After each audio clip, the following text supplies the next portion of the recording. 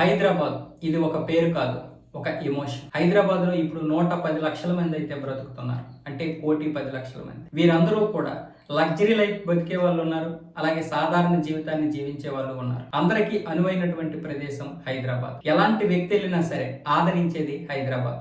భారతదేశంలో 7 ప్రధానమైనటువంటి నగరాల్లో హైదరాబాద్ ఒకటి. మిగతా 6 నగరాల కంటే హైదరాబాద్ 100% అనువైనది. ఎందుకంటే ఇక్కడ నెలకి 10 కోట్లు సంపాదించే వాళ్ళు బ్రతకొచ్చు, అలాగే నెలకి 5,000 రూపాయలు సంపాదించే వారు కూడా బ్రతకొచ్చు. అందరికీ కూడా అనువైనటువంటిది హైదరాబాద్. కేవలం లివింగ్ మాత్రమే కాదు, ఇక్కడ గాలి కూడా స్వచ్ఛంగా ఉంటుంది. వాతావరణం కూడా అన్ని ప్రాంతాల వారికి అనుకూలంగా ఉంటుంది. 28 రాష్ట్రాల్లో ఉన్నటువంటి ప్రజలందరూ కూడా ఇక్కడ బ్రతకడానికి వీలుంటుంది. పైగా అన్ని రాష్ట్రాలకు చెందినటువంటి ప్రజలు కూడా ఇక్కడ ఉన్నారు. భాషా పరంగా చూసుకున్నట్లయితే హైదరాబాద్ లో అన్ని భాషలు మాట్లాడతారు. తెలుగుతో పాటు హిందీ, ఇంగ్లీష్, ఉర్దూ కూడా మాట్లాడతారు. మరాఠీ వాళ్ళు కూడా ఉన్నారు, మార్వాడీస్ కూడా ఉన్నారు. కాబట్టి హైదరాబాద్ ని ఇప్పుడు 2వ రాజధానిగా చేయడానికి కేంద్ర ప్రభుత్వం పావులు కదుపుతుంది.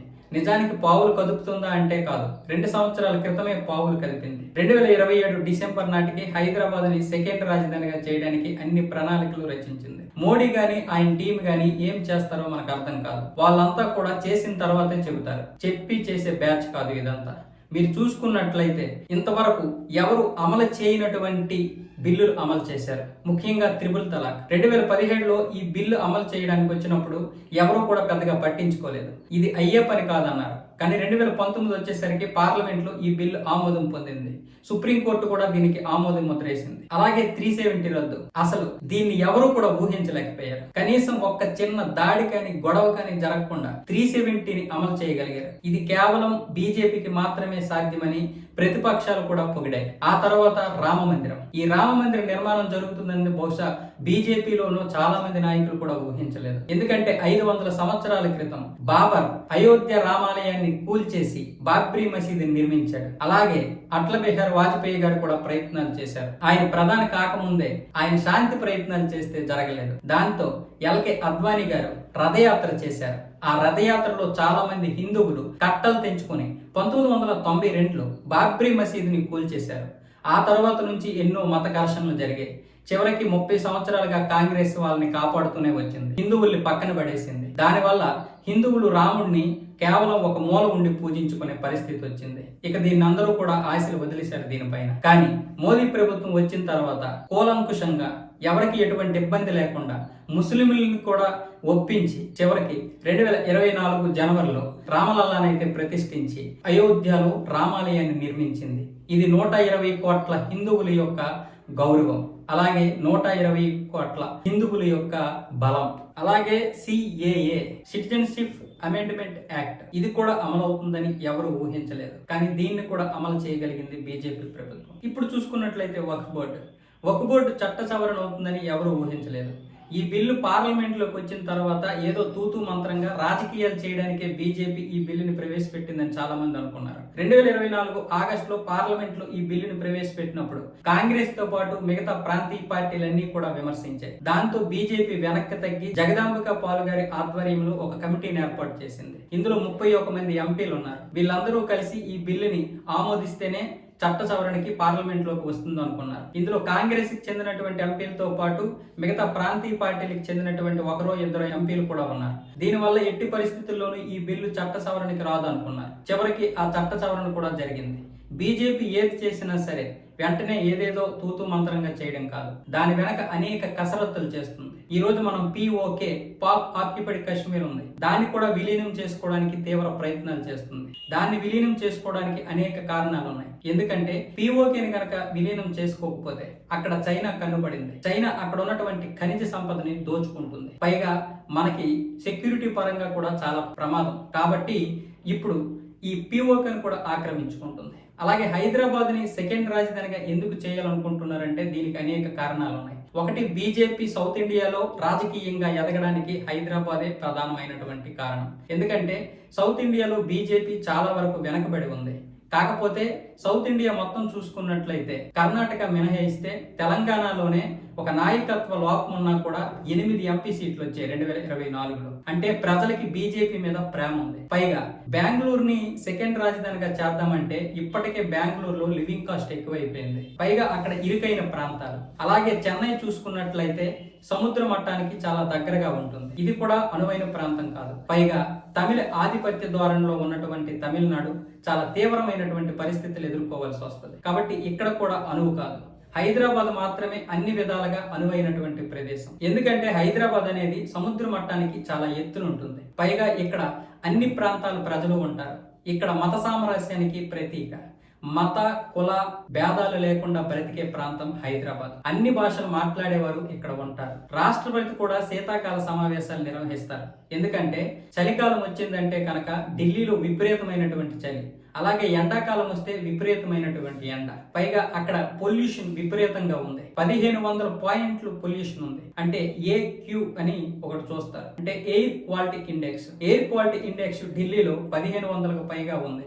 అంటే ఇది చాలా తీవ్రమైనటువంటి పరిస్థితుల్లో ఉందని అర్థం. ఒక ప్రధాని నివసించే ఈ నగరానికి ఇంత ఉండడం అనేది చాలా ప్రమాదకరం. నిజానికి 100 లోపు మాత్రమే ఉండాలి AQI, కనీసం 300 లోపైనా ఉండాలి. 300 దాటితే దాన్ని తీవ్రమైనటువంటి నగరంగా చూస్తారు. అంటే ఆరోగ్యానికి మంచిది కాదు అని అర్థం.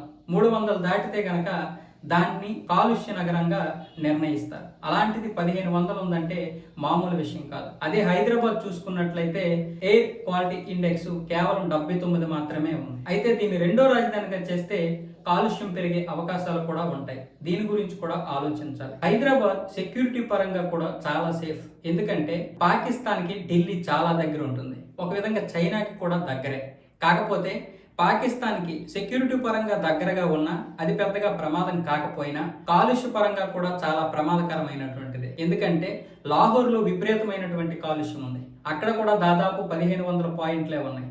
ఇప్పుడు అక్కడ కాలుష్యం కూడా ఢిల్లీ వచ్చే అవకాశాలు ఉన్నాయి. కాబట్టి దాని వల్ల కూడా మనకి ప్రమాదమే. ఇలాంటి పరిస్థితుల్లో హైదరాబాద్ మాత్రమే రెండో రాజధానిగా అనువైనటువంటిది. ఇక్కడ రాజధాని చేస్తే బీజేపీ రాజకీయంగా కూడా ఎదుగుతుంది. హైదరాబాద్ రాజధానిగా చేయడం వల్ల తెలంగాణలో గనక బీజేపీ అధికారంలోకి వస్తే ఇటు సౌత్ లో ఉన్నటువంటి మిగతా 4 రాష్ట్రాలపై కూడా పట్టు సాధిస్తుంది. ఇప్పటికే బీజేపీ కర్ణాటకలో మాత్రమే అధికారంలోకి వచ్చేది. ఇప్పుడు అక్కడ అది కూడా లేదు.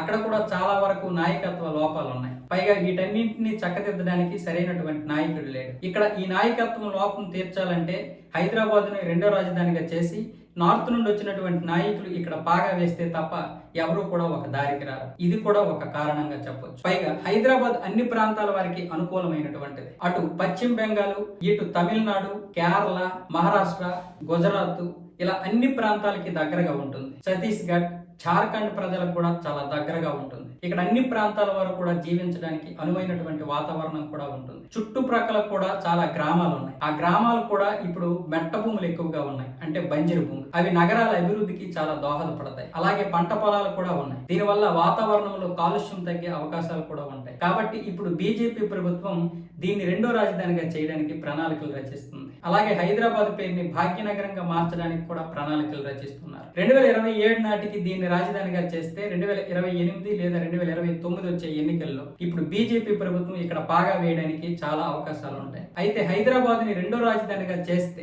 ప్రాంతీయ పార్టీలు దెబ్బతినే అవకాశాలు కూడా ఉంటాయి. హైదరాబాద్ మీద వచ్చే ఆదాయం ఎవరికి వెళ్తుంది? దీనివల్ల ఒకవేళ అధికారంలోకి బీజేపీ లేకపోతే వేరే పార్టీ అధికారంలో ఉంటే హైదరాబాద్ యొక్క రెవెన్యూ ఎటు వెళ్తుంది? తెలంగాణ ప్రాంతానికి వెళ్తుందా, లేకపోతే కేంద్రం తినేస్తుందా? పైగా సెకండ్ రాజధాని అవడం వల్ల మిలిటరీ, పోలీసు, కేంద్ర బలగాలు అన్ని కూడా ఇక్కడ వస్తుంటాయి. కాబట్టి దీని వల్ల కూడా ప్రజలకి కొంచెం స్వేచ్ఛ పోయే అవకాశాలు కూడా ఉంటాయి. దీని వల్ల కూడా చాలా మంది ఆందోళన అయితే చెందుతున్నారు. ప్రస్తుతానికైతే ప్రశాంతంగానే ఉన్నాం కదా, మళ్ళీ ఎందుకు సెకండ్ రాజధాని అన్న వాళ్ళు కూడా ఉన్నారు. అలాగే మా సౌత్ లో సరైనటువంటి నాయకత్వం లేదు కాబట్టి ఇక్కడ కూడా సెకండ్ రాజధానిగా చేసి నాయకత్వంతో ముందుకు నడిపించాలని కూడా చాలా మంది కోరుతున్నారు. దీనివల్ల సౌత్ ఇండియా కూడా నార్త్ ఇండియన్ చేతిలో మోసపోతుందనే ఒక భావన కూడా తగ్గుతుందనేది బీజేపీ ఆలోచన, నాయకత్వం ఆలోచన. కాబట్టి ఇవన్నీ దృష్టిలో పెట్టుకొని ఇప్పుడు హైదరాబాద్ ని సెకండ్ రాజధానిగా చేయడానికైతే ప్రణాళికలు రచిస్తున్నారు. ఇందులో ఎటువంటి సందేహము లేదు. 2027 నాటికి ఇది ఖచ్చితంగా సెకండ్ రాజధాని అయ్యే అవకాశాలు అయితే ఉన్నాయి. ఈ వీడియో కనుక మీకు నచ్చినట్లయితే లైక్ చేయండి, షేర్ చేయండి, సబ్స్క్రైబ్ చేసుకోకపోతే వెంటనే చేసుకోండి. జై శ్రీరామ్, జై జవాన్, జై కిసాన్, జై భారత్, జై హింద్.